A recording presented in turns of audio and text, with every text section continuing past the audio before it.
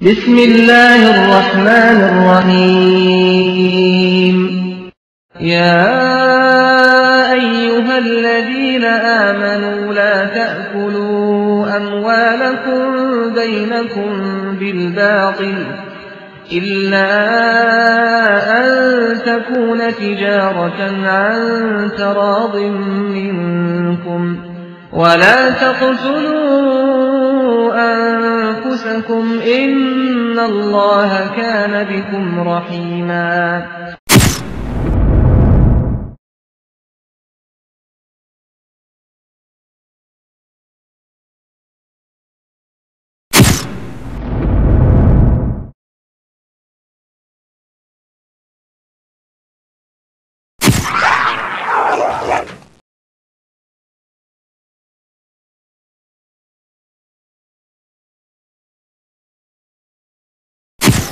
یہ وہ فاطمہ ہے جس کی غیرت کا یہ عالم تھا، جس نے کہا تھا علی جنازہ رات کو رہا، جس کی غیرت کی یہ کیفیت تھی۔ اپنی ایک سہیلی سے کہتی ہے عرب کے اندر لاش کو ایک تختے پہ رکھ کے لے جایا جاتا ہے، مجھے بڑی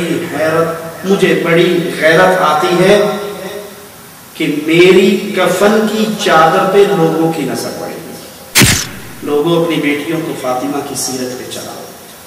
ہماری بیٹیوں کی آئیڈیل نور جہان نہیں ہے، ہماری بیٹیوں کی آئیڈیل گانے والی بدکار عورتیں نہیں ہیں، ہماری بیٹیوں کی آئیڈیل محمد کی بیٹی فاطمہ ہے، نبی کی بیوییں ہیں، عائشہ اور حفصہ ہیں۔ اللہ کے لیے اپنی بیٹیوں کو ان کی سیرت سناؤ۔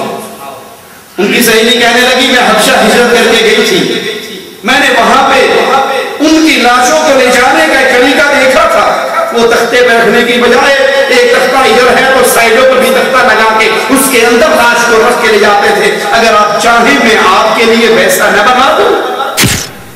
ان کی غیرت کا یہ عالم کہ انہیں یہ فکر ہے کہ مرنے کے بعد میری کفن کی چادر پہ کسی نامحرم کی نظر نہ پڑ جائے۔ کیا آپ کی اور میری غیرت کا بھی یہ عالم ہے کہ ہماری بیٹیوں کے ساتھ قسم گپے مار رہے ہیں، پڑوسی گپے مار رہے ہیں، دوست کے بیٹے گپے مار رہے ہیں؟ ہم اپنی بیویوں اور بچیوں کو اتوار بازار میں اتار کے خدا حافظ سے لے جاتے ہیں کہ یہ بھیڑ بکریاں ہیں، چلنے کے بعد انہیں گھر چلی جائیں۔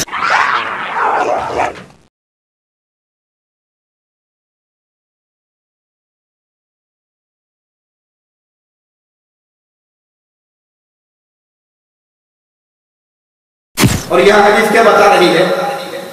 جواب دینے والا دیتا ہے یا رسول اللہ صلی اللہ علیہ وسلم، علی کی تو آنکھیں خراب ہیں۔ آپ نے کہا جاؤ بلا کر لے آؤ۔ یارو وہ مشکل کشا نہیں ہوا کرتا جس پر مشکل آ جائے، وہ حاجت روا نہیں ہوا کرتا جو حاجتوں کے ہاتھوں مجبور ہو جائے، وہ بگڑیے پار لگانے والا نہیں ہو سکتا جس کی اپنے اوپر کوئی پریشانی آ جائے۔ کیا حضرت علی کو شہید نہیں کیا گیا؟ کیا ان پہ پریشانی نہیں آئی؟ کیا انہیں اپنا دارالخلافہ مدینے سے کوفے منتقل نہیں کرنا پڑا؟ اگر وہ مشکل کشا ہوتے، مشکل کشا کی آنکھیں خراب نہیں ہوا کرتی۔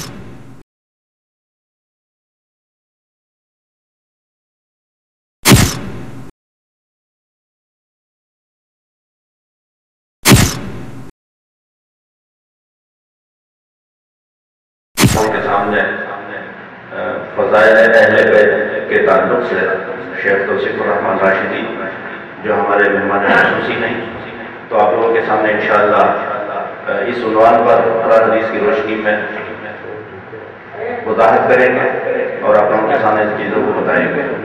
پھر اس کے بعد انشاءاللہ آپ کی درس کے بعد ایک اور دائی ہیں، انشاءاللہ درس کے بعد ان کا تعارف میں آپ لوگوں کے سامنے پیش کروں گا۔ تو بلا تاخیر میں شیخ موضوع کی دعوت دیتا ہوں کہ آپ اپنے موضوع کا آغاز شروع کریں۔ ان الحمد للہ نحمده ونستعینه ونستغفره ونعوذ بالله من شرور انفسنا ومن سیئات اعمالنا، من يهده الله فلا مضل له ومن يضلل فلا هادي له، أشهد أن لا إله إلا الله وحده لا شريك له وأشهد أن محمدا عبده ورسوله أما بعد أعوذ بالله من الشيطان الرجيم بسم الله الرحمن الرحيم يا نساء النبي لستن كأحد من النساء إن اتقيتن فلا تخضعن بالقول فيطمع الذي في قلبه مرض وقلن قولا معروفا. انبیاء کے بعد کائنات کی عظیم ترین ہستی امام الانبیاء محمد رسول اللہ صلی اللہ علیہ وسلم کے صحابہ اور آپ کے اہل بیت.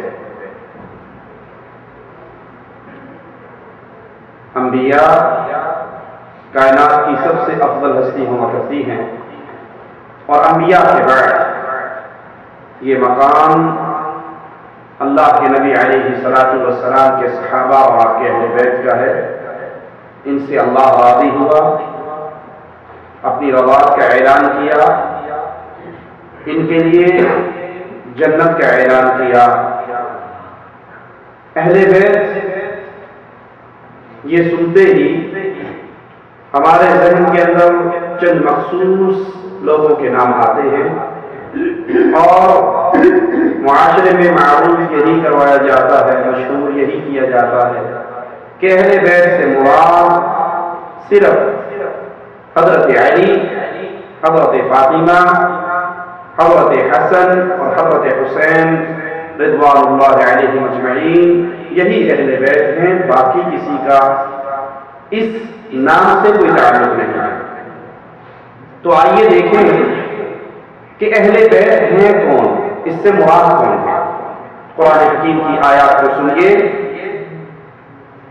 مالک عز و جل فرماتا ہے یا نساء النبی، اے نبی کی بیویوں، اے پیغمبر کی گھر والیوں، اے نبی کی بیویوں، لستن کأحد من النساء، تم عام عورتوں کی طرح نہیں ہو. جس طرح عام عورتیں ہیں تم ان کے مقام پر نہیں ہو، تم عام عورتوں کی طرح نہیں ہو.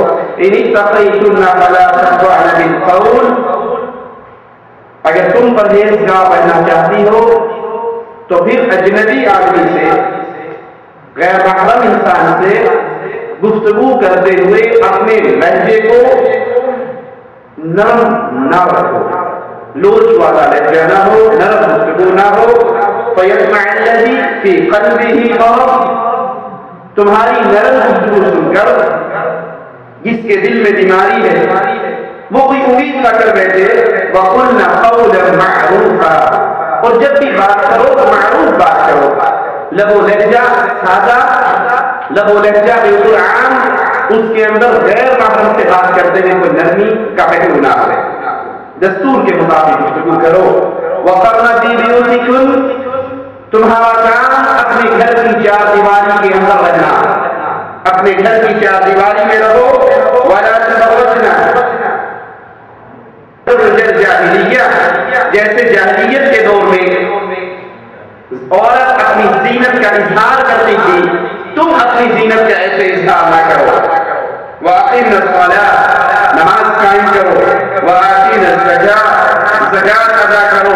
وَأَطِعْنَ اللَّهَ وَرَسُولَهُ، اللہ کی اطاعت کرو، اس کے رسول کی اطاعت کرو. یہ تمہارے احکامات ہیں، تمہارے اوپر اللہ کی طرف سے احکام نازل ہو رہے ہیں. اپنے گھروں میں رہو، زمانے جاہلیت کی عورتوں کی طرح اپنی زیب و زینت کا اظہار نہ کرو. نماز قائم کرو، زکات ادا کرو، اللہ اور اس کے رسول کی اطاعت کرو. انما يريد الله ليذهب عنكم الرجس اهل البيت، مالک عز و جل یہ چاہتا ہے کہ تم سے گناہوں کی میل کچیل کو صاف کر دے. اے اہل بیت، وَيُطَهِّرَكُمْ تَطْهِيرًا، اور تمہیں پاک اور صاف کر دے. یہاں خطاب رسول اللہ صلی اللہ علیہ وسلم کی گھر والیوں سے، آپ کی بیویوں سے ہے. یہ احکامات ان کو سنائے جا رہے ہیں کہ تم پرہیزگار رہنا چاہتے ہو تو کسی غیر آدمی سے نرم لہجے سے گفتگو نہ کرو. تم اپنے گھروں میں رہو، تم قرآن نماز قائم کرو، زکات ادا کرو. یہ احکامات مالک نبی کی بیویوں کو کو دے رہا ہے اور اسی میں کہہ رہا ہے کہ اللہ اے اہل بیت تم سے گناہوں کی میل کچیل کو, ناپاکی کی میل کچیل کو صاف کرنا چاہتا ہے اور تمہیں بالکل پاک اور صاف کر دیتا ہے. ان آیات میں اہل بیت سے مراد سب سے پہلے محمد کریم صلی اللہ علیہ وسلم کی گھر والی, آپ کی بیوی ہے, آپ کی ازواج ہیں. کیوں آیات کریمہ کا سیاق و سباق ازواج کے متعلق ہی گفتگو ہو رہی ہے, نبی کی بیویوں سے کی بات ہو رہی ہے, اور اہل بیت کا لفظ استعمال کرنے سے پہلے مالک نے بار بار کہا ہے اے پیغمبر کی بیویوں, اے پیغمبر کی بیویوں. اور بعد میں بھی کتاب و حکمت کی تلاوت سے انہی کو حکم دیا گیا. اہل بیت سے مراد رسول اللہ صلی اللہ علیہ وسلم کا گھر ہے, جس میں اس وقت آپ اور آپ کی بیویوں کے علاوہ کوئی نہ تھا. اہل بیت سے مراد اللہ کے نبی علیہ السلام کے گھر, اور نبی کے گھر میں اللہ کے رسول تھے اور آپ کی ازواج تھی. جب اہل بیت گھر والوں کو کہا جاتا ہے تو سب سے پہلے اس سے مراد بیوی ہی لی جاتی ہے. آپ دیکھ سکتے ہیں ہمارے گھر والے سوال کر رہے ہیں, گھر والے گاڑی میں بیٹھے ہیں, گھر سے فون آیا ہے, تو یہ گھر والوں کا اس لفظ کا اطلاق گھر کی عورت پر ہوتا ہے, بیوی پر ہوتا ہے, جو گھر کے امور چلاتی ہے اور گھر کے معاملات کو کنٹرول کرتی ہے. اس کی دلیل کہ اہل بیت میں سب سے پہلے گھر والی کا ذکر آتا ہے, بیوی کا ذکر آتا ہے. سورۃ ہود کی اس آیت میں غور کیجیے, وَامْرَأَتُهُ قَائِمَةٌ فَضَحِكَتْ فَبَشَّرْنَاهَا بِإِسْحَاقَ وَمِنْ وَرَاءِ إِسْحَاقَ يَعْقُوبَ. ابراہیم علیہ السلام کی بیوی جو بات کی کھڑی تھی, ہنس پڑی تو ہم نے ان کو اسحاق کی, اور اسحاق کے بعد یعقوب کی خوشخبری دی. قالت, تو انہوں نے کہا یا ویلتا أألد وأنا عجوز وهذا بعلی شیخا. بیوی کا جواب سنیے, اس خوشخبری کو سن کر وہ کہتی ہے قالت یا ویلتا أألد وأنا عجوز وهذا بعلی شیخا إن هذا لشیء عجیب. اس نے کہا میرے بچہ ہوگا, میں بچہ جنوں گی, میں تو بڑھیا ہوں پر میرے میاں میرے خامد میرے شوہر بھی بوڑھے ہو سکتے ہیں, یہ تو بڑی عجیب بات ہے. قالوا أتعجبين من أمر الله رحمة الله وبركاته عليكم أهل البيت إنه حميد مجيد. انہوں نے کہا کہ تم اللہ کی قدرت سے تعجب کرتی ہو, اے اہل بیت تم پر اللہ کی رحمت, اس کی برکتیں ہو, وہ تعریف کا حقدار بزرگوار ہے. یہاں بھی مالک ان کو اہل بیت کہہ رہا ہے, اور اس میں سب سے پہلے حضرت سارہ کی مراد ہے, انہی سے خطاب کیا جا رہا ہے. خلاصہ یہ کہ سورۃ احزاب کی ابتدا میں جو ہم نے آیات سنی, اس میں اہل بیت سے مراد سب سے پہلے رسول اللہ صلی اللہ علیہ وسلم کی ازواج ہے. بعض لوگ چادر والی حدیث کا ذکر کر کے دعویٰ کرتے ہیں کہ اہل بیت سے مراد صرف وہ حضرات ہیں جن کا ذکر اس حدیث میں آیا ہے, یعنی علی, فاطمہ, حسن, حسین رضی اللہ عنہم اجمعین. صرف اس اہل بیت سے مراد یہ لفظ انہی پر استعمال کی جا سکتی ہے اور کسی اور پر نہیں. تو آئیے ذرا ہم حدیث کو سنتے ہیں اور حدیث کے الفاظ پہ غور کرتے ہیں. صحیح مسلم میں ہے, حضرت عائشہ رضی اللہ عنہا فرماتی ہے ایک دن اللہ کے رسول علیہ السلام نے سیاہ کڑھائی والی چادر پہنی ہوئی, اوڑھی ہوئی, حضرت حسن آپ کے پاس آئے تو آپ نے اس چادر میں ان کو داخل کر لیا. حضرت حسین آئے, آپ نے ان کو بھی داخل کر لیا. حضرت فاطمہ آئی, آپ نے ان کو بھی چادر میں داخل کر لیا. پھر حضرت علی آئے, آپ نے ان کو بھی چادر میں داخل کر لیا. اور اس کے بعد فرمایا انما يريد الله ليذهب عنكم الرجس اهل البيت ويطهركم تطهيرا. اس آیت کے اللہ کے حبیب علیہ السلام نے تلاوت کی, اور اس سے زیادہ واضح الفاظ ام سلمہ رضی اللہ تعالی عنہا کی حدیث کے اندر ہے. وہ فرماتی ہے اللہ کے نبی صلی اللہ علیہ وسلم ان کے گھر میں تھے. اسی دوران حضرت فاطمہ کچھ کھانا لے کر آئے. آپ نے فرمایا جاؤ اپنے خامد اور اپنے دونوں بیٹوں کو بلا کر لے آؤ. وہ اپنے خامد کو لے کر آئی, حضرت حسین کو لے کر آئی. انہوں نے بھی کسی کھانے میں سے کھانا شروع کر دیا.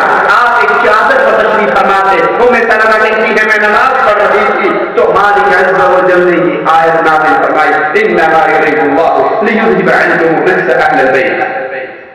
آپ نے اس چادر میں ان کو ڈھانپ لیا.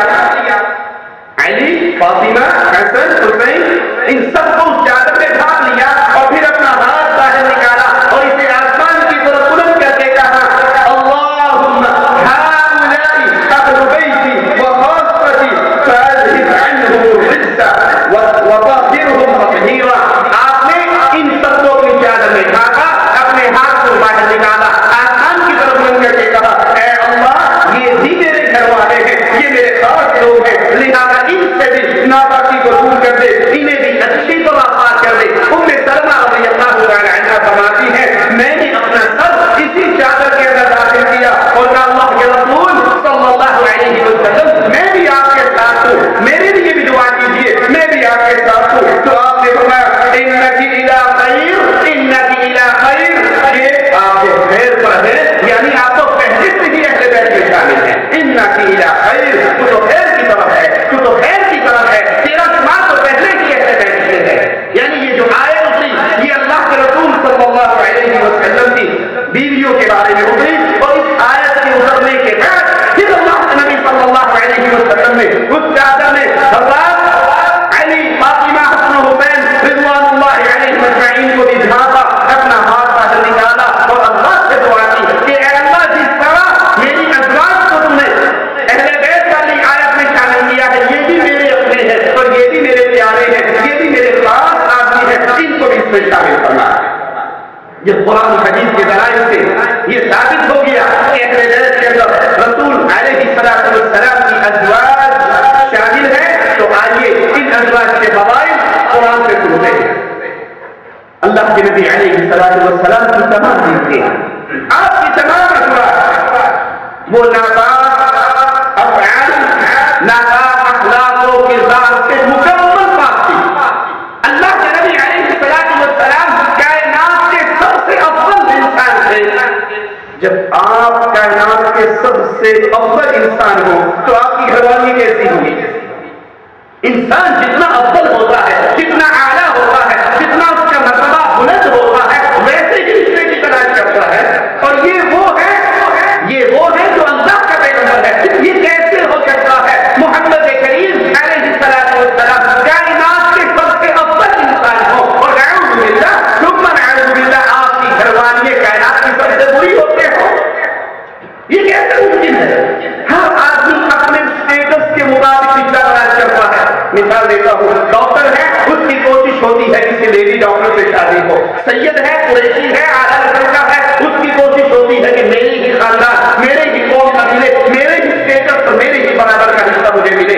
ہر آدمی اپنے رشتے کے اندر اپنی قوم قبیلے رشتوں کو تلاش کرتا ہے. تو یہ امام الانبیاء ہے، یہ امام اعظم ہے، یہ کائنات کی افضل ترین ہستی ہے.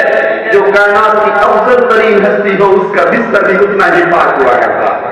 پاک آدمی کے بستر پر ناپاک وجود نہیں آیا کرتا. تو اللہ کے نبی علیہ السلام کی ازواج ناپاک اخلاق، ناپاک اقوال، ناپاک اعمال سے بڑی پاک ہے اور کائنات کی افضل ترین عورتیں ہیں.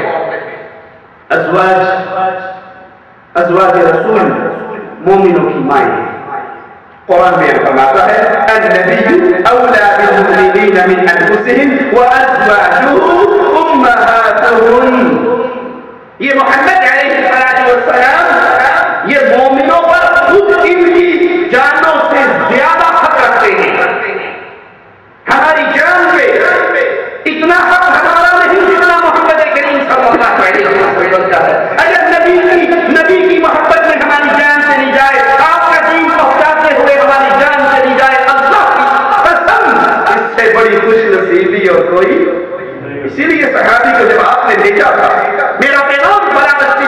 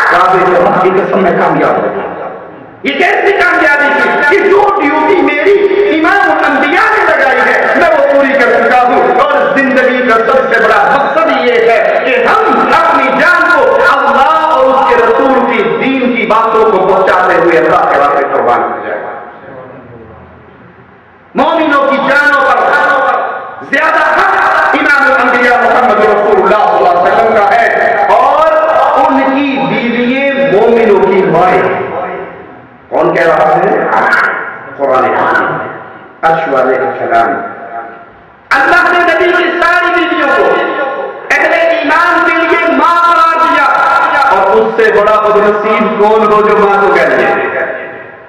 کبھی کوئی شریف آدمی اپنی ماں کو گالیاں دے سکتا؟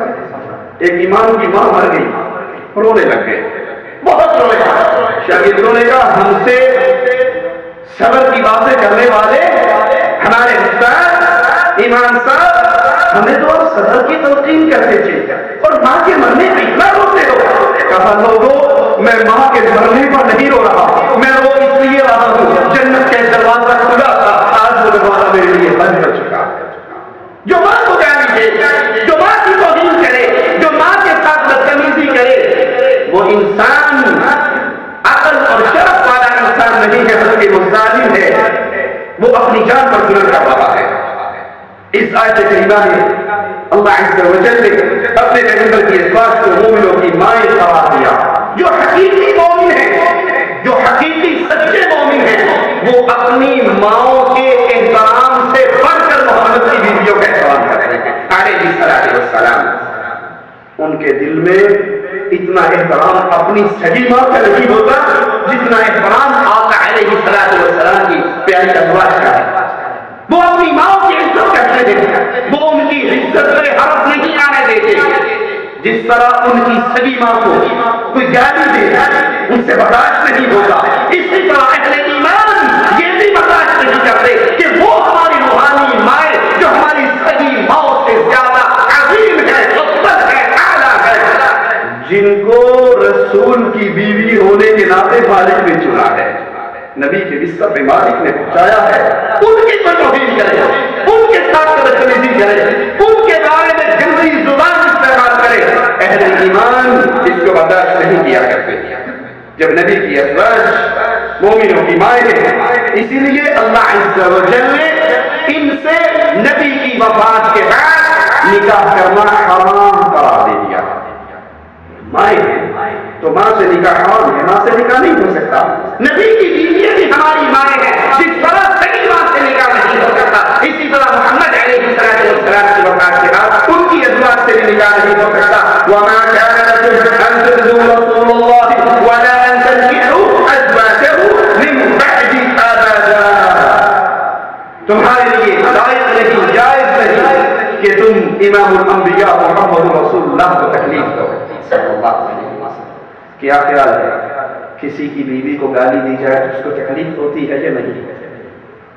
اپنے اوپر مثال لے کے سوچئے، کوئی آپ کی بیوی کو گالی دے تو آپ کو تکلیف ہوگی، اور کوئی رسول کی بیوی کو گالی دے تو رسول کو تکلیف ہوگی۔ جب ظالموں نے منافقین نے رئیس المنافقین نے حضرت عائشہ رضی اللہ تعالی عنہا مومنوں کی ماں عائشہ اس پر تہمت لگائی اور اس تہمت کا چرچا کیا اور کچھ مسلمان سے علمی میں اس سے شامل ہوئے تو آپ علیہ السلام منبر پہ چڑھے تھے اور کہا تھا لوگ مجھے میرے گھر والوں کے بارے میں تکلیف دے رہے تھے، اور قرآن کی آیات واضح طور پر اعلان کر رہی ہے وَمَا كَانَ لَكُمْ أَن تُؤْذُوا رَسُولَ اللَّهِ، تمہیں جائز نہیں، لائق نہیں، اجازت نہیں کہ تم رسول اللہ صلی اللہ علیہ وسلم کو تکلیف دو، وَلَا أَن تَنكِحُوا أَزْوَاجَهُ مِن بَعْدِهِ أَبَدًا، اور یہ بھی تمہیں لائق اور اجازت نہیں ہے کہ تم نبی کی وفات کے بعد ان کی بیویوں سے نکاح کرو، کیونکہ مومنوں کے لیے نبی کی بیویاں ماں کا مقام ہوتی ہیں۔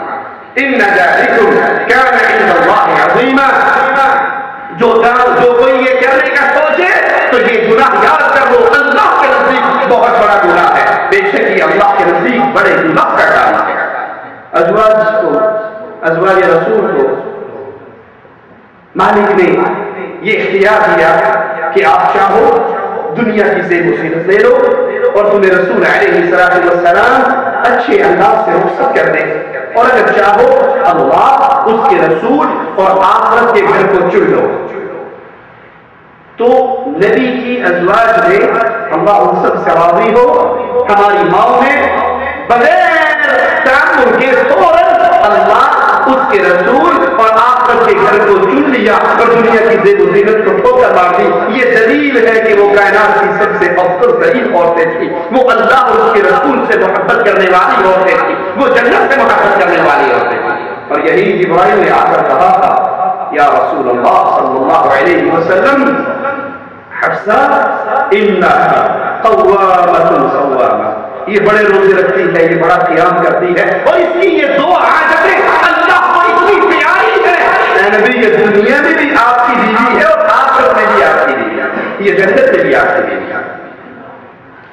قرآن حکیم بیان فرماتا ہے یا ایھا النبی قل لازواجک ان کنتن تردن الحیاۃ الدنیا وزینتها فتعالین امتعکن واسرحکن سراحا جمیلا، اے پیغمبر اپنی بیویوں سے کہو کہ اگر تم دنیا کی زندگی، اس کی زیب و زینت، آرائش کا سامان کی طلبگار ہو تو آؤ میں تمہیں کچھ مال دے دوں اور اچھی طریقے سے رخصت کر دوں۔ وَإِن كُنتُنَّ تُرِدْنَ اللَّهَ وَرَسُولَهُ وَالدَّارَ الْآخِرَةَ فَإِنَّ اللَّهَ أَعَدَّ لِلْمُحْسِنَاتِ مِنكُنَّ أَجْرًا عَظِيمًا، اور اگر تم اللہ، اس کے رسول اور آخرت کا گھر اس کو پسند کرتی ہو، اللہ، اس کے رسول اور آخرت کے گھر کو پسند کرتی ہو، اس کی طرفدار ہو، تو تم میں سے جو نیکوکار ہے ان کے لیے اللہ نے اجر عظیم تیار کر رکھا ہے۔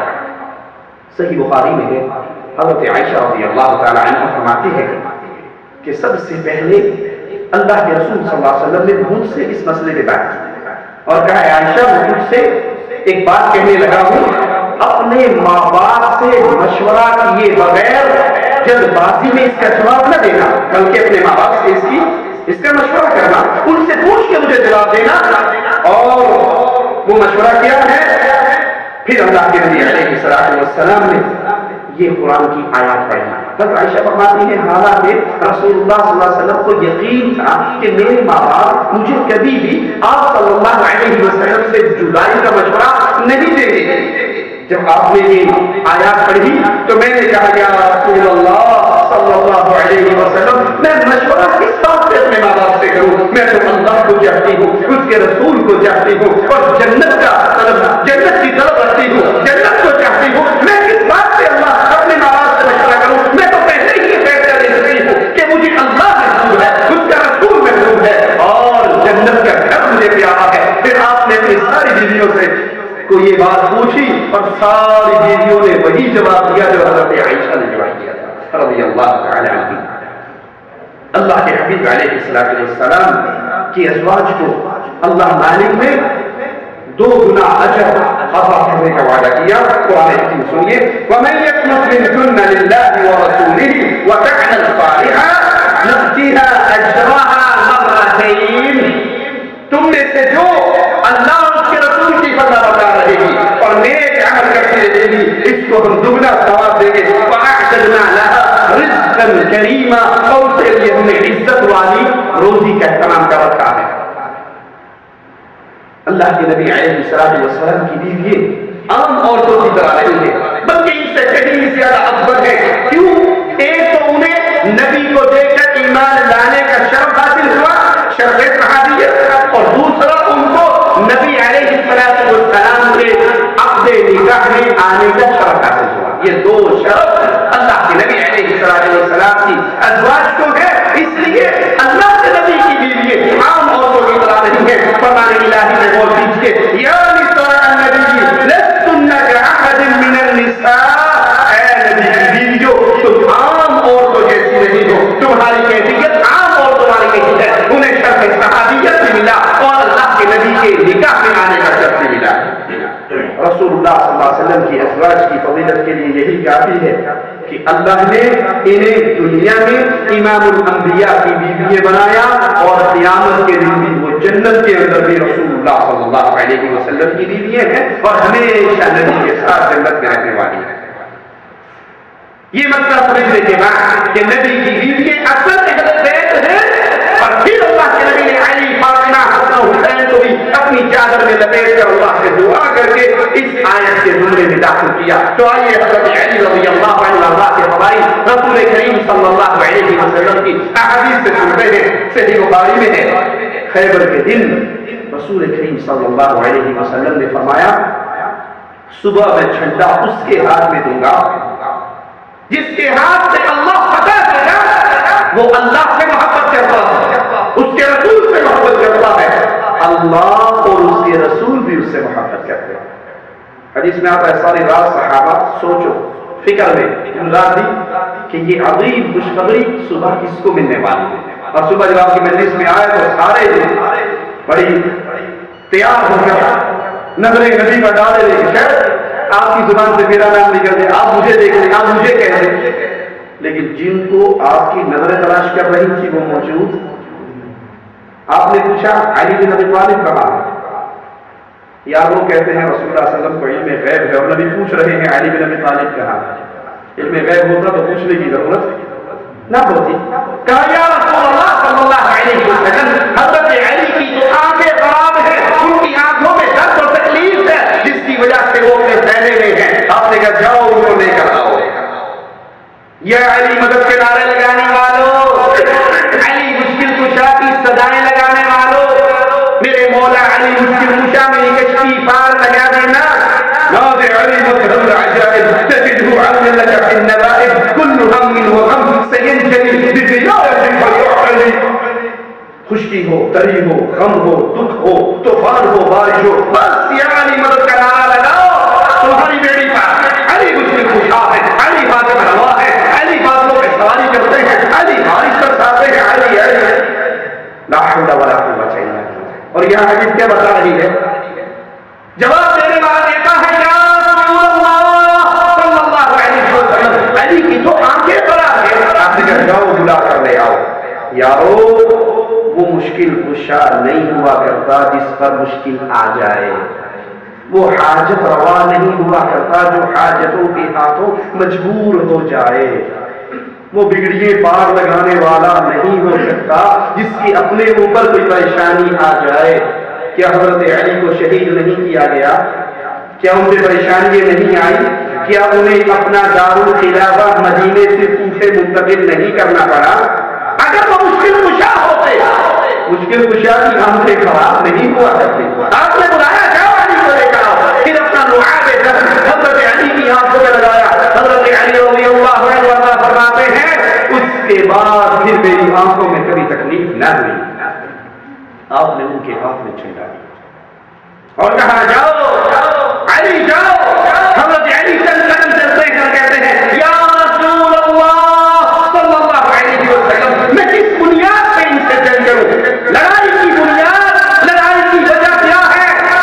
مختلف وجوہات سے لڑنے والوں، کشمیر بنے گا خود مختار کا نعرہ مارنے والوں، کشمیر بنے گا پاکستان کا نعرہ لگانے والوں، کشمیر بنے گا ہندوستان کا نعرہ لگانے والوں، وطنیت کے لیے لڑنے والوں، زمین کے ٹکڑوں کو آزاد کرنے کی بنیاد پہ جنگیں کرنے والوں. یہاں حضرت علی امام الانبیاء سے سوال کر رہے ہیں کس لیے لڑوں، کس بنیاد پہ لڑوں، کس پوائنٹ پہ لڑوں؟ آپ نے کہا سب سے پہلے ان کو دعوت دینا لا الہ الا اللہ کی. اگر وہ لا الہ الا اللہ پڑھ لے وہ تمہارے بھائی بن جائیں گے، اور اگر وہ نہ اس کلمے کو نہ پڑھے تو اس بنیاد پہ پھر ان سے جنگ کرنا. جنگ کی بنیاد، جہاد کی بنیاد، بانٹے کی بنیاد نہ بدن ہوا کرتی ہے، نہ زمین ہوا کرتی ہے، نہ ٹکڑا ہوا کرتی ہے، نہ آزادی ہوا کرتی ہے. جہاد کی بنیاد لا الہ الا اللہ ہے. وہ جہاد کیسے کہلائے گا کہ ادھر بھی کفر اور شرک کے بازار گرم ہے اور ادھر بھی کفر اور شرک کے بازار گرم ہے. ادھر سے کچھ ٹکڑا چھین کی طرف لگا بھی دو گے جو سسٹم یہاں چل رہا ہے یہاں چل رہا ہے. ادھر غریب نواز کو پوجا جا رہا ہے، ادھر بابا اجمیری کو پوجا جا رہا ہے، دونوں بھائی برابر ہے. ایمان کا، مال کا، جہاد کا، مال کا، کفر سے لڑنے کا مال کا وہ ہوا کرتا ہے جس میں لڑائی کا مقصد یہ ہو قولوا لا الہ الا اللہ. حضرت علی رضی اللہ عنہ کہ شان میں یہ بہترین حدیث کہ آپ کے بارے میں نبی نے فرمایا جھنڈا اس کو ملے گا جو اللہ اور اس کے رسول سے محبت کرتا ہے، اللہ اور اس کے رسول بھی اس سے محبت کرتے ہیں. صحیح بخاری میں ہے امام الانبیاء محمد کریم صلی اللہ علیہ وسلم نے حضرت علی سے کہا انت منی وانا منک. علی تو مجھ سے ہے اور میں تجھ سے ہوں. تو مجھ سے ہے اور میں تجھ سے ہوں. اللہ نے فرمایا من كنت مولاه فعلی مولا. جس کا میں دوست ہوں اس کا علی دوست ہے، جس کا میں دوست ہوں اس کا علی دوست ہے. کیا مطلب؟ جو مجھ سے دوستی کرنا چاہتا ہے اس کو علی سے بھی دوستی کرنی پڑے گی. میری دوستی کا تقاضا ہے کہ علی سے بھی دوستی کی جائے. اللہم والی من والاہ وعادی من عاداہ. اللہ جو علی سے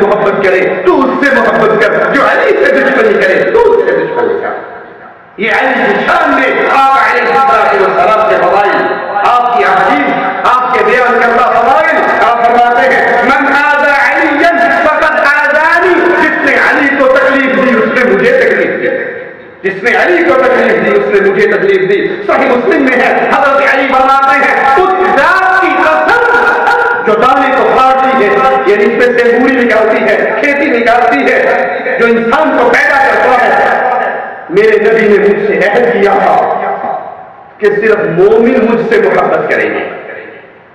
علی کی محبت ایمان کی شرط, علی کی محبت ہمارے دلوں میں بیٹھتی ہے جس طرح ابو بکر عمر عثمان کی محبت ہمارے دلوں میں ٹوٹ ٹوٹ کے بھری ہے, اسی طرح علی کی محبت بھی ہمارے دلوں میں بھری.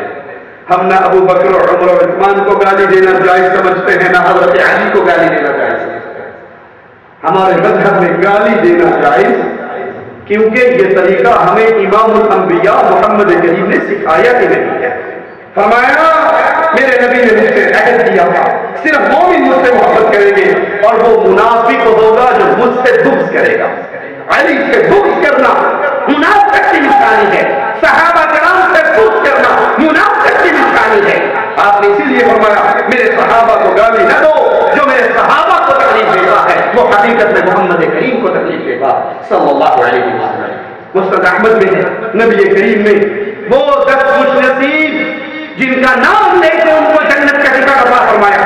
ابو بکر جنتی, عمر جنتی, عثمان جنتی, ان خوش نصیبوں کے اندر علی کا نام بھی موجود تھا. آپ نے فرمایا علی بھی جنتی.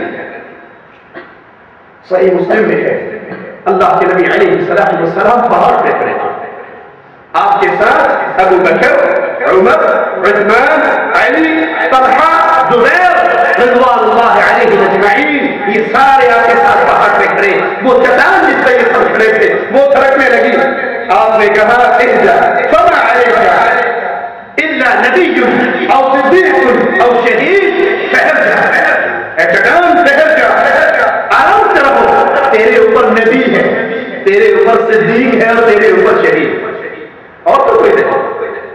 کیوں ہلتی ہے؟ تیرے اوپر نبی ہے, اللہ کے نبی, تیرے اوپر صدیق ہے, نبوت کے بعد دوسرا مقام امت میں صدیق کا مقام ہے, اور تیرے اوپر شہید ہیں. پھر عمر شہید ہوئے, عثمان شہید ہوئے, علی شہید ہوئے, طلحہ زبیر شہید ہوئے. فرمایا تیرے اوپر ایک نبی ہے, ایک صدیق ہے اور شہداء ہے. حضرت فاطمہ رضی اللہ تعالی عنہا اللہ کے نبی علیہ السلام کی سب سے چھوٹی صاحبزادی, آپ کو ان سے بڑی شدید محبت اور آپ نے بڑی بشارتیں حضرت فاطمہ سے دی. بخاری مسلم میں ہے حضرت عائشہ رضی اللہ تعالی عنہا فرماتی ہے اللہ کے نبی کی ازواج آپ کے پاس موجود تھی ساری کی ساری, کوئی ایک بھی ان میں سے نہیں دیتی کہ حضرت فاطمہ رضی اللہ تعالی عنہا چلتی ہوئی آئی اور حضرت فاطمہ کی چال رسول اللہ صلی اللہ علیہ وسلم کی چال سے بہت زیادہ ملتی ہے. اللہ کے نبی نے جب بیٹی کو آتے ہوئے دیکھا تو فرمایا مرحبا بابنتی, اے میری بیٹی خوش آمدید, مرحبا. آپ نے ان کو اپنے جان یا بائیں طرف بٹھایا, پھر ان کے کان میں سرگوشی کرتے ہوئے کوئی بات کی. حضرت فاطمہ رضی اللہ تعالی عنہا رونے لگی. رسول کریم صلی اللہ علیہ وسلم نے پھر ان کے کان میں دوبارہ سرگوشی کرتے ہوئے کوئی بات کی تو حضرت فاطمہ رضی اللہ تعالی عنہا مسکرانے لگی, ہنسنے لگی. حضرت عائشہ کہتی ہیں فاطمہ رضی اللہ تعالی عنہا تجھے تیرے بابا نے کیا کہا؟ کہا اللہ کی قسم میں اپنے باپ کے راز کو فاش نہیں کروں گی. سب موجود ہیں, نبی اگر اوپن بات کرنا چاہتے کھل کر کہتے تھے جو میرے کان میں بات کی ہے تو نبی کا راز ہے, میں اپنے بابا کے راز کو فاش نہیں کروں گی. اور جب اللہ کے نبی صلی اللہ علیہ وسلم فوت ہو گئے تو حضرت عائشہ رضی اللہ تعالی عنہا نے اللہ کی قسم دے کر حضرت فاطمہ سے کہا مجھے بتاؤ تیرے بابا نے میرے کان میں کیا کہا تھا؟ کہا پہلی مرتبہ کہا تھا کہ اے بیٹی جبرائیل ہر سال ایک بار قرآن کا دور کرنے کے لیے آیا تھا اور اس سال وہ 2 بار آیا ہے, جس سے مجھے اندازہ ہو رہا ہے کہ اب میری موت کا وقت قریب ہو چکا ہے. میں اپنے بابا کے غم میں اپنے بابا کی جدائی کے دکھ کو یاد کر رونے لگے. اور جب آپ نے میری گھبراہٹ کو دیکھا تو فرمایا فاطمہ دوسری بات مجھے میرے کان میں کہا ہے فاطمہ کیا تمہیں یہ بات پسند نہیں ہے کہ تم تمام مومنوں کی عورتوں کی جنت میں استعمال بنو گی؟ جب میں نے یہ خوشخبری سنی تو میں مسکرانے لگی اور خوش ہو گئی. حضرت حذیفہ رضی اللہ عنہ فرماتے ہیں اللہ کے نبی علیہ السلام نے فرمایا آسمان سے فرشتہ ہوا ہے اور آج سے پہلے یہ فرشتہ کبھی نہیں ہوا ہے. آج اس نے اللہ سے اجازت طلب کی، اے اللہ میں تیرے رسول علیہ السلام کو سلام کرنے کے لیے جانا چاہتا ہوں۔ اللہ نے اس کو اجازت دی اور اس نے آ کر اللہ کی طرف سے مجھے یہ خوشخبری سنائی کہ فاطمہ رضی اللہ تعالی عنہا جنت کی عورتوں کی سردار ہوگی۔ یہ حضرت فاطمہ کے رضی اللہ تعالی عنہا، ابو داؤد و ترمذی میں یہ روایت ہے، عائشہ فرماتی ہے کہ فاطمہ شکل و صورت میں، اخلاق میں، صفات عالیہ میں، حسن اخلاق میں اللہ کے نبی سے بہت زیادہ مشابہت رکھتی۔ ان کا انداز گفتگو بھی بالکل رسول اللہ صلی اللہ علیہ وسلم کے انداز گفتگو سے ملتا، اور جب وہ نبی کریم کے پاس آتی آپ کھڑے ہو کر ان کی طرف چل کر ان کا استقبال کرتے، پھر حضرت فاطمہ کے ہاتھ کو پکڑتے، اس کو بوسہ دیتے اور اپنی جگہ پہ اپنی بیٹی فاطمہ کو بٹھاتے رضی اللہ تعالی عنہ۔ اور جب اللہ کے رسول علیہ السلام خود حضرت فاطمہ کی طرف حضرت فاطمہ بھی اپنے بابا کو آتے ہوئے دیکھتی تو اپنی جگہ سے کھڑی ہوتی، چل کر اپنے بابا کا استقبال کرتی، ان کے ہاتھ کو پکڑتی، ان کے ہاتھ سے بوسہ دیتی اور اپنی جگہ پہ محمد کریم صلی اللہ علیہ وسلم کو بٹھاتی۔ یہ وہ فاطمہ ہے جس کی غیرت کا یہ عالم تھا، جس نے کہا تھا علی جنازہ رات کو رہا، جس کی غیرت کی یہ کیفیت تھی۔ اپنی ایک سہیلی سے کہتی ہے عرب کے اندر لاش کو ایک تختے پہ رکھ کے لے جایا جاتا ہے، مجھے بڑی غیرت آتی ہے کہ میری کفن کی چادر پہ لوگوں کی نظر پڑے گی۔ لوگوں اپنی بیٹیوں کو فاطمہ کی سیرت پہ چلاؤ۔ ہماری بیٹیوں کی آئیڈیل نور جہان نہیں ہے، ہماری بیٹیوں کی آئیڈیل گانے والی بدکار عورتیں نہیں ہیں، ہماری بیٹیوں کی آئیڈیل محمد کی بیٹی فاطمہ ہے، نبی کی بیوییں ہیں، عائشہ اور حفصہ ہیں۔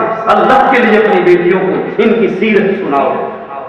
ان کی سہیلی کہنے لگی میں حبشہ ہجرت کر کے گئی تھی، میں نے وہاں پہ ان کی لاشوں کو لے جانے کا ایک طریقہ دیکھا تھا، وہ تختے پہ رکھنے کی بجائے ایک تختہ ادھر ہے تو سائڈوں پر بھی تختہ لگا کے اس کے اندر لاش کو رکھ کے لے جاتے تھے۔ اگر آپ چاہیں میں آپ کے لیے ویسا نہ بنا دوں۔ ان کی غیرت کا یہ عالم کہ انہیں یہ فکر ہے کہ مرنے کے بعد میری کفن کی چادر پہ کسی نامحرم کی نظر نہ پڑ جائے۔ کیا آپ کی اور میری غیرت کا بھی یہ عالم ہے کہ ہماری بیٹیوں کے ساتھ قسم گپے مار رہے ہیں، پڑوسی گپے مار رہے ہیں، دوست کے بیٹے گپے مار رہے ہیں؟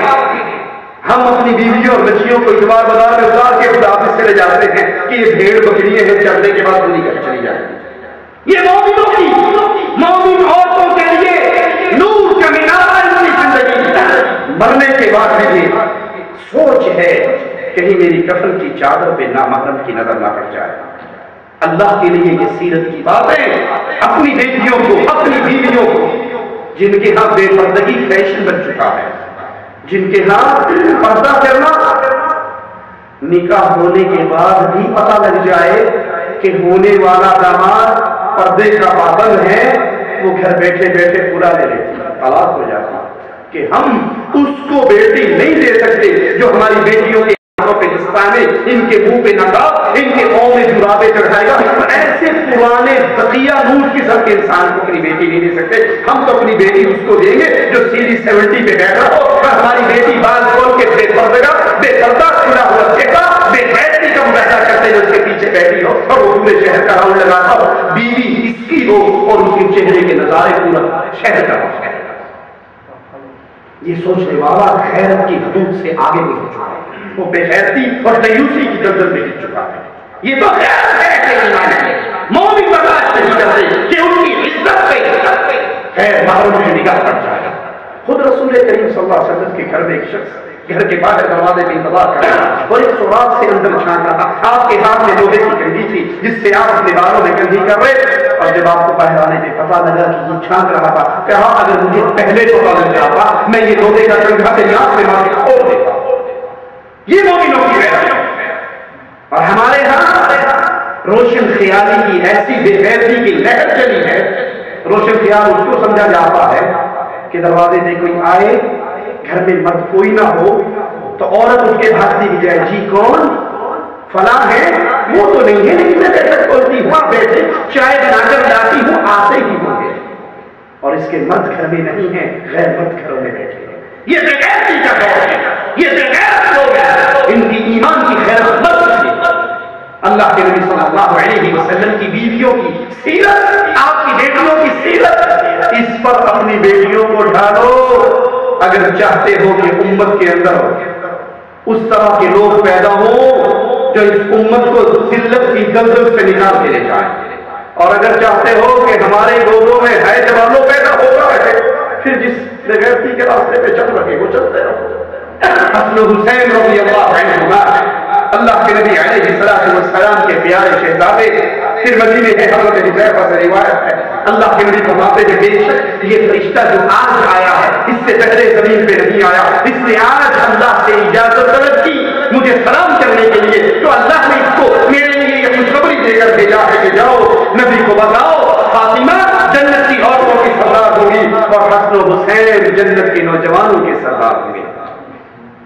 صحیح بخاری میں ہے عبداللہ بن عمر رضی اللہ عنہ سے پوچھا گیا، ایک سائل اگر پوچھتا ہے ابن عمر حالت احرام میں اگر مچھر مر جائے، مکھی مر جائے، یا احرام کے کپڑوں پہ مچھر مکھی کے مرنے کا خون لگ جائے تو اس کے لیے کیا حکم ہے؟ ابن عمر رضی اللہ عنہ پوچھتے ہیں سوال کرنے والا کہاں کا ہے؟ یہ سوالی کدھر کا ہے؟ کہاں کا باشندہ ہے؟ اس نے کہا میں عراق کا رہنے والا۔ کہا افسوس پوچھتے ہو حالت احرام میں مچھر مرنے کا، مچھلی مارنے کا جرم، اور تم نے تو محمد کے نمازوں کو شہید کیا۔ اے مکھی اور مچھر کے خون کا پوچھنے والوں، تمہیں تو یہ پوچھنا چاہیے تھا کہ محمد علیہ السلام کے نوازے ہمارے گھروں میں ہمارے ہاتھوں سے قتل ہوئے۔ حالانکہ فرماتے ہیں، حالانکہ میں نے رسول اللہ صلی اللہ علیہ وسلم سے سنا آپ نے فرمایا حسن و حسین دنیا میں میرے دو پھول ہیں، حسن بھی میرا پھول ہے، حسین بھی میرا پھول ہے۔ مسند احمد میں ہے حضرت عطا فرماتے ہیں ایک صحابی نے مجھے خبر دی کہ رسول اللہ صلی اللہ علیہ وسلم نے حضرت حسن کو حضرت حسین کو سینے سے لگایا ہوا اور فرمایا اللہم انی احبہما واحبہما، اے اللہ حسن سے بھی میں محبت کرتا ہوں، حسین سے بھی میں محبت کرتا ہوں، اے اللہ حسن حسین سے میں محبت کرتا ہوں، اے اللہ تو بھی حسن اور حسین سے محبت کرتا ہوں۔ حسن و حسین کی عزت و عظمت کا کیا کہنا کہ آقا علیہ السلام کے بارے میں کہتے ہیں اللہ یہ میرے بھی محبوب ہیں، اللہ میں ان سے محبت کرتا ہوں، اور یہ سوال ان سے کرتا ہوں جیسے میں ان سے محبت کرتا ہوں اللہ تو بھی ان سے محبت کرتا ہوں۔ حضرت ابو ہریرہ فرماتے ہیں رسول کریم صلی اللہ علیہ وسلم اپنے گھر سے نکلے، ہمارے پاس تشریف لائے،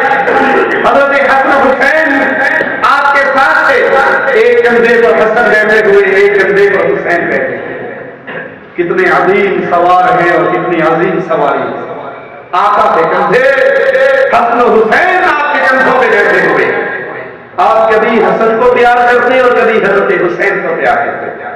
ایک شخص نے آپ سے پوچھا اے اللہ کے رسول آپ کو حسن حسین سے محبت ہے؟ تو آپ نے فرمایا من احبہما فقد احبنی، جو حسن حسین سے محبت کرتا ہے وہ محمد رسول اللہ سے محبت کرتا ہے۔ فقد احبنی، میرے ساتھ محبت وہ کرتا ہے جو حسن اور حسین کے ساتھ محبت کرتا ہے۔ ومن ابغضہما فقد ابغضنی، جو ان سے بغض رکھتا ہے وہ ان سے بغض نہیں رکھتا، وہ محمد صلی اللہ علیہ وسلم سے بغض رکھتا ہے۔ جو حسنین سے محبت کرے وہ آقا سے محبت کرتا ہے، اور جو حسن حسین سے بغض رکھتا ہے وہ صرف ان سے بغض نہیں رکھتا، وہ محمد کریم سے بھی بغض رکھتا ہے۔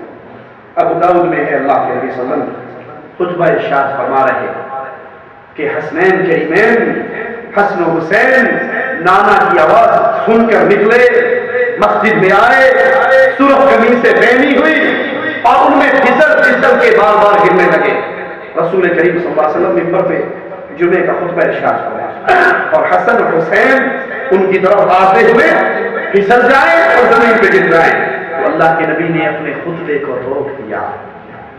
اللہ کے نبی نے صلی اللہ علیہ وسلم اپنے خطبے پر روک دیا، اپنے منبر سے نیچے اترے، ان دونوں کو اپنی گود میں اٹھایا اور پھر منبر پر چڑھے اور فرمایا کہ اللہ تعالیٰ نے سچ فرمایا ہے انما اموالکم واولادکم فتنہ، کہ بے شک تمہارے اموال اور تمہاری اولاد تمہارے لیے آزمائش ہے۔ میں نے اپنے ان نوازوں کو آتے ہوئے دیکھا اور ان کو گرتے ہوئے دیکھا، تو میرے صحابہ مجھ سے برداشت نہیں ہوا، میں نے اپنا خطبہ روکا، نیچے اترا، ان دونوں پھولوں کو اپنی گود میں لیا اور پھر اپنے منبر پہ چڑھ کے اپنا خطبہ دیا۔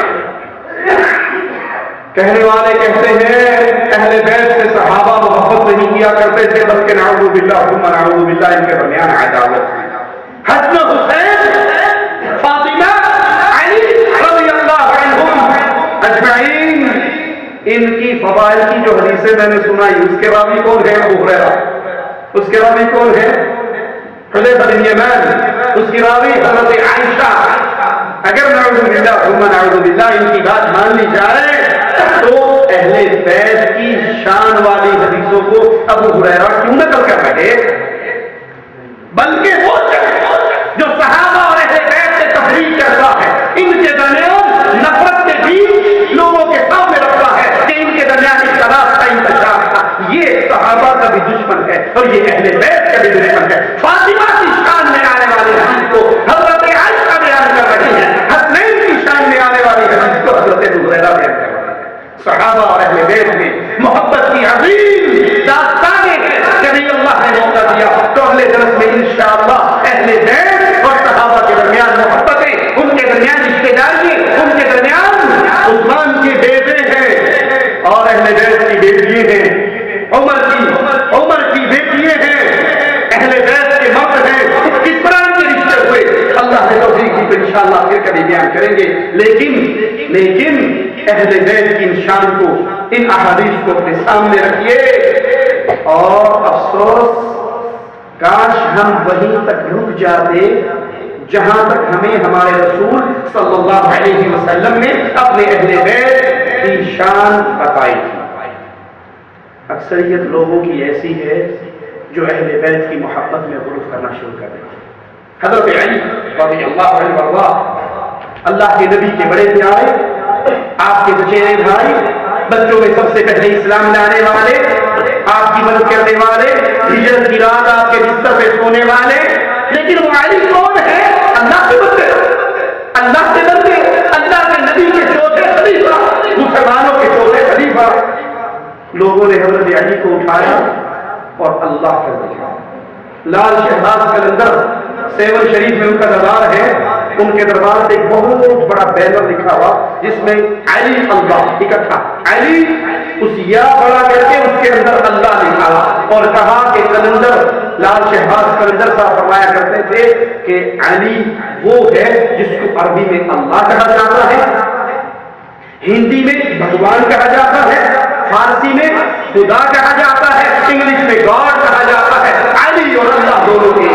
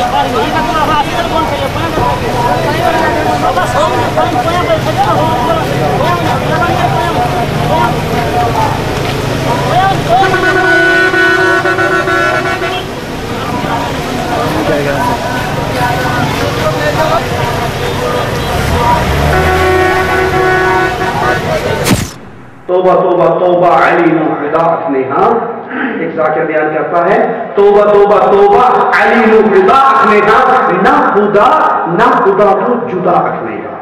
ہم علی کو نہ خدا کہتے ہیں نہ خدا سے جدا کہتے ہیں، دونوں ایک ہی چیز ہے، بلکہ لاس کے بعد سلندر نے بحث ہی ختم کر دی اور کہا علی وہ ہے جس کو عربی میں اللہ کہا جاتا ہے، جس کو فارسی میں خدا کہا جاتا ہے، ہندی میں بھگوان کہا جاتا ہے، علی اور اللہ ایک چیز ہے۔ ایسے ظالم علی کے دور میں پیدا ہو چکے تھے رضی اللہ عنہ۔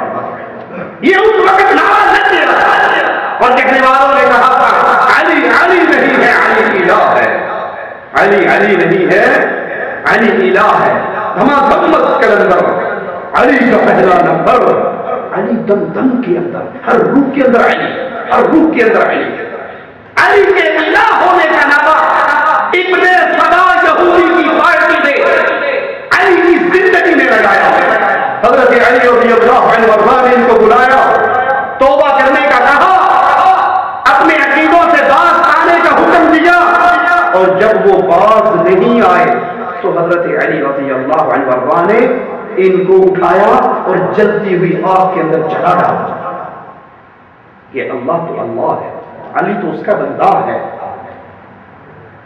یہ ظالم آگ میں جل رہے تھے اور وہاں بھی جلتے ہوئے کہہ رہے تھے کہ ہم نے نہیں کہا تھا علی علی نہیں ہے، علی الہ ہے، کیونکہ آگ کا عذاب اللہ کے علاوہ کوئی نہیں دیا تھا، تو علی نے ہمیں آگ میں ڈالا ہے، یہ کام تو اللہ کرتا ہے، تو بظاہر علی ہے، اندر میں الہ، اندر میں اللہ ہے۔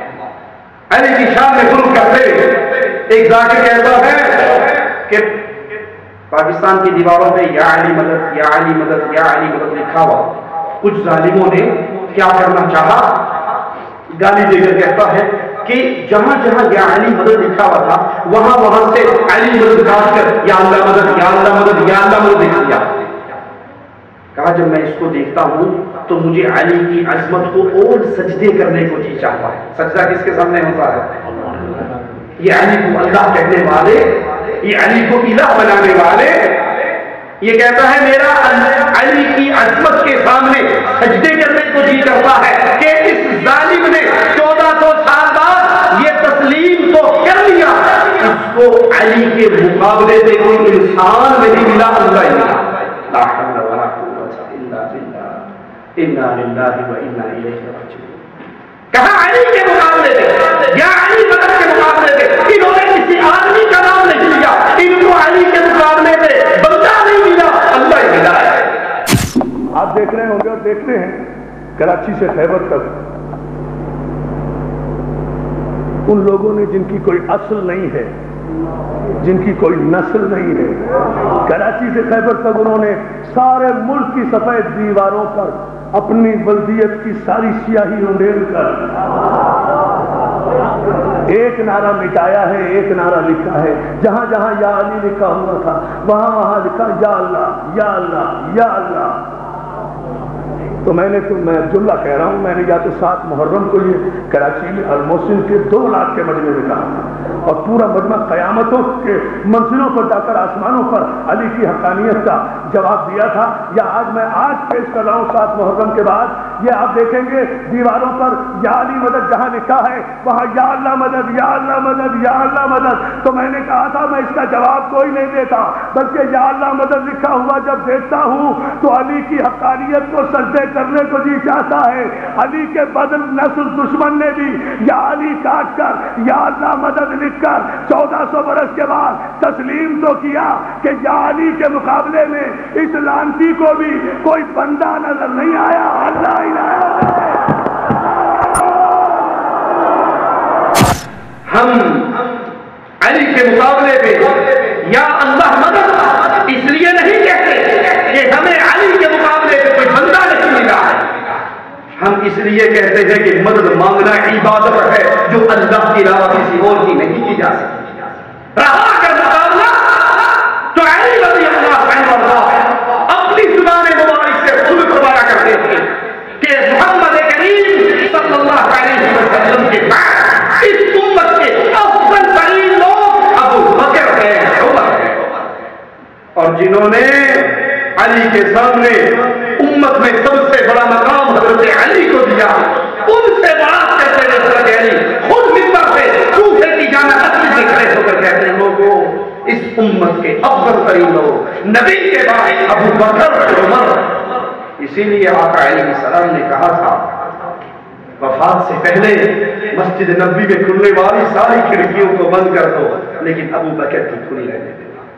इसीलिए आका ने कहा था, अली की मौजूदगी में कहा था, अल्लाह कायनात के हर आदमी के एहसानों का बदला उतार चुका हूं। जिसने मुझ पे एहसान किया था बदले उतर के, एक अबू बकर की हस्ती ऐसी है, ऐ मौला मैं अबू बकर के एहसानों का बदला नहीं उतार सका, इसके एहसानों का बदला मालिक को खुद उठा। अली रज़ी अल्लाहु अन्हु हिजरत की रात नबी के बिस्तर पे सोते हैं, मक्के में रहते हैं, और हिजरत की रात अबू बकर मोहम्मद के साथ जाते हैं सल्लल्लाहु अलैहि वसल्लम। तो हम या अली की बजाय या अल्लाह का नारा इसलिए नहीं लगाते कि अली के मुकाबिल कोई और इंसान नहीं है। अली अपनी जुबान में फरमाते हैं अबू बकर भी मुझसे अफजल है, उमर भी मुझसे अफजल है। हम इसलिए या अल्लाह कहते हैं कि मदद का नारा इबादत है, पुकारना इबादत है, जो न अली की जा सकती है, न रसूल की जा सकती है, न सिद्दीक की जा सकती है, न फारूक की जा सकती है, न उस्मान की जा सकती है, न अली की जा सकती है। इबादत का हक सिर्फ एक अल्लाह से बचना है। ये कहता है हमने अंबिया की पूरी तारीख को देखा, हमने अंबिया की पूरी तारीख को देखा, हमें अंबिया की पूरी तारीख के अंदर भी अली जैसा कोई नजर नहीं आया।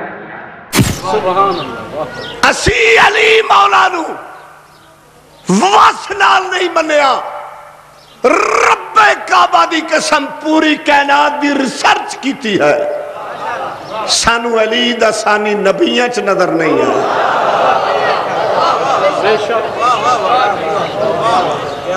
सानू कायनात चली दे नाल दा कोई बंदा नजर ही नहीं आता। अंबिया की पूरी तारीख हमने पढ़ी, आदम से लेकर ईसा तक। अली जैसा अंबिया में भी मौजूद, ला हौला वला कुव्वता इल्ला बिल्लाह। ये गुरु है, ये वो रास्ता है जिसके इमाम आज़म ने हमें मना किया। हज़रत अली अंबिया के बाद नबी के सहाबा, और सहाबा में भी अबू बकर, उमर, उस्मान के बाद चौथे नंबर के खलीफा हैं, अशर मुबशरा में शामिल हैं, उनकी शान बड़ी अजीम है। लेकिन अंबिया की तौहीन करना अहले ईमान की सेवा नहीं है।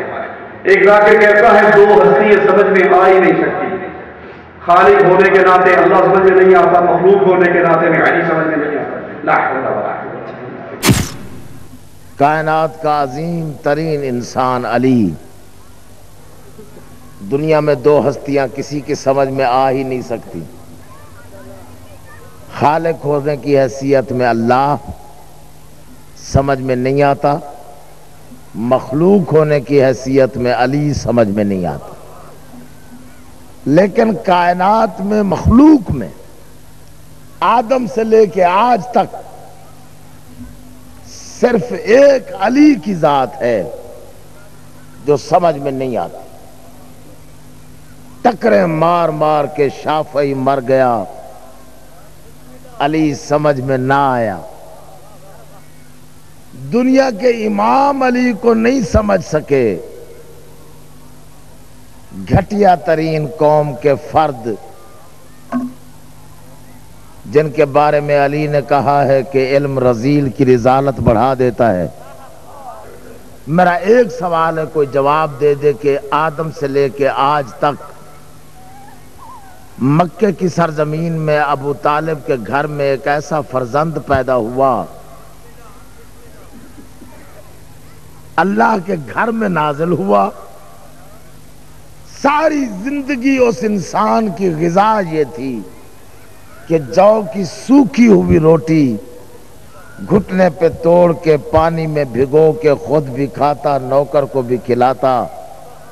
ग़िज़ा जौ की सूखी हुई, 3 दिन की सूखी हुई जौ की रोटी हो, और ताकत ये हो कि अंगुष्ठ की पुष्ट पे उगे हुए नाखून की नोक से 600 मन वजनी दरवाजा खैबर का अली परिंदे के टूटे हुए पर की तरह आसमान पे उछाले, आज तक वापस ना आए, कौन समझता है? ये वो तारीख है जिन्होंने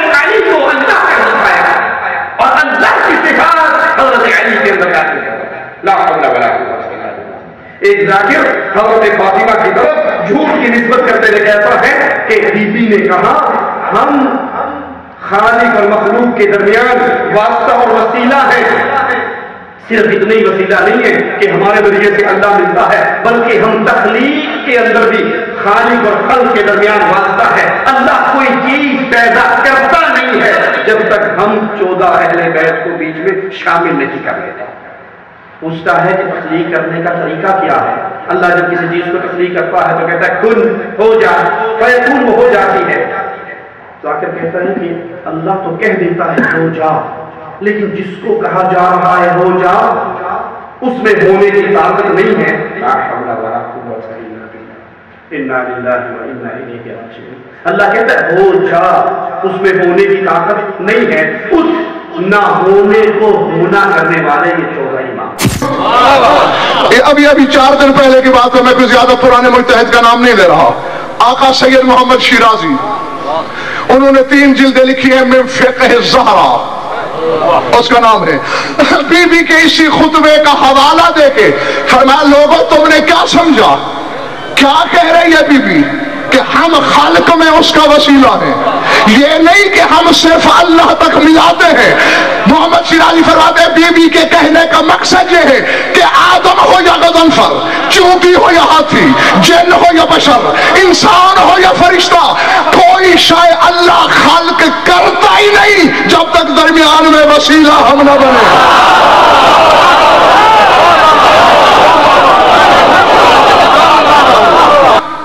اب میں نے اتنا بڑے مجتہد کے حوالے سے ایک بات کی، اب میں تمہیں تھوڑی سی سمجھانے کی کوشش کرتا ہوں۔ یہ تو سید محمد شیرازی کا فکر ہے کہ کوئی شے خالق ہو نہیں سکتی جب تک یہ 14 درمیان میں وسیلہ نہ بنے۔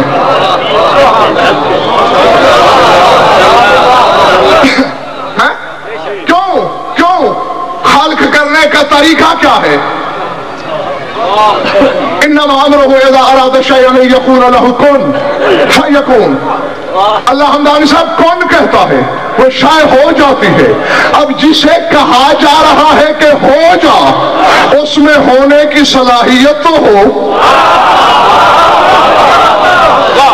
ایک شے وجود ہی نہیں رکھتی، بس وہ زبان بے زبانی سے ارادے میں کہتا ہے ہو جا، نہ ہونے کو ہونا کرنے والے یہ 14 ہیں۔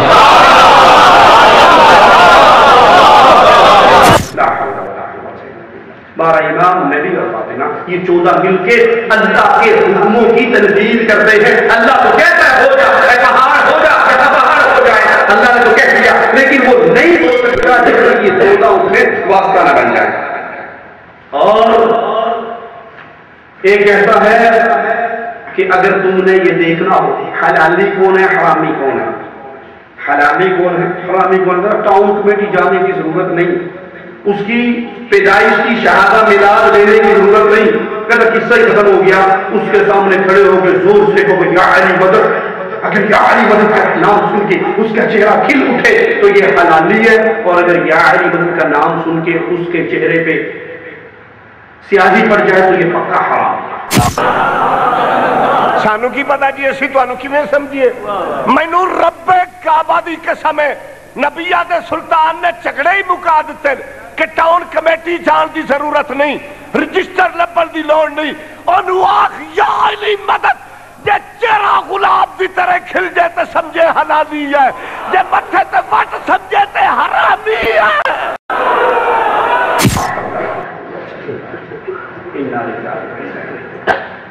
اللہ کے رسول صلی اللہ علیہ وسلم اپنی امت کو یہ فرق دے کر کے جب مدد مانگو تو اللہ سے مانگو، جب سوال کرو تو اللہ سے کرو، پناہ میں آؤ تو اللہ کی پناہ میں آؤ۔ یہ تعلیم تو نبی کی، ارے بتاؤ کبھی نبی نے بھی یا علی مدد کہا، صحابہ نے یا علی مدد کہا، جاؤ دوسرے کی چھوڑی اپنی کتابوں میں کوئی ایک حوالہ ہمیں دے دو، حسین رضی اللہ عنہ کو تم نے کوفے کی جنگوں میں شہید کیا، انہوں نے اس جنگ کے اندر یا علی مدد کا نام لگایا، اپنی ہی روایتوں کو ایک حدیث سنا دو۔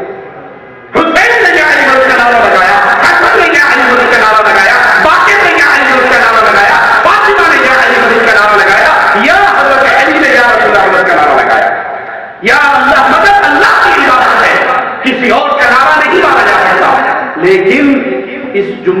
تھوڑا سا تبدیل کر کے کہا جا سکتا ہے کہ یا علی مدد سن کے جس کے چہرے کھل اٹھتے ہیں اللہ کی قسم یہ پکا مشرک ہے، اور یا علی مدد سن کے جس کے دل بجھ جاتے ہیں یہ پکا مواحد ہے، کیونکہ مواحد اللہ کے علاوہ کسی اور کو پکارا نہیں کرتا۔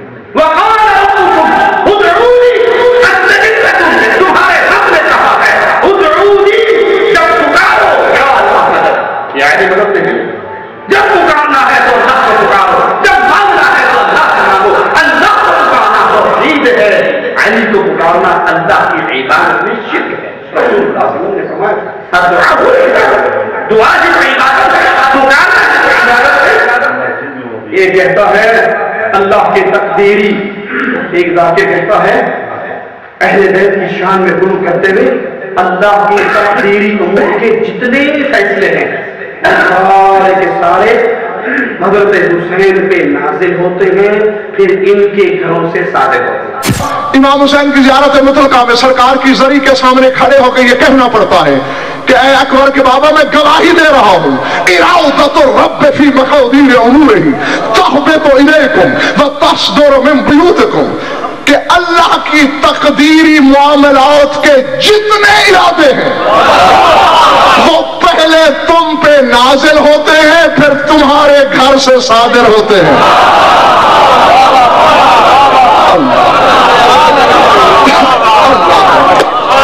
اللہ اکبر، العظمۃ للہ۔ میری مجھے نہیں خبر کہ کس کے سر سے گزرا جملہ، کس کی زمین دل پہ اترا۔ ارادۃ الرب، رب کے ارادے، فی مقادیر امور ہی، تقدیر کے امور میں، تحبط الیکم، آپ پر اترتے ہیں، وتصدر من بیوتکم، پھر آپ کے گھروں سے صادر ہوتے ہیں۔ یعنی اب اللہ پہ بھی ایک فتویٰ لگا، جس کا ارادہ آ کر حسین سے پہلے پوچھتا ہے کہاں جاؤں۔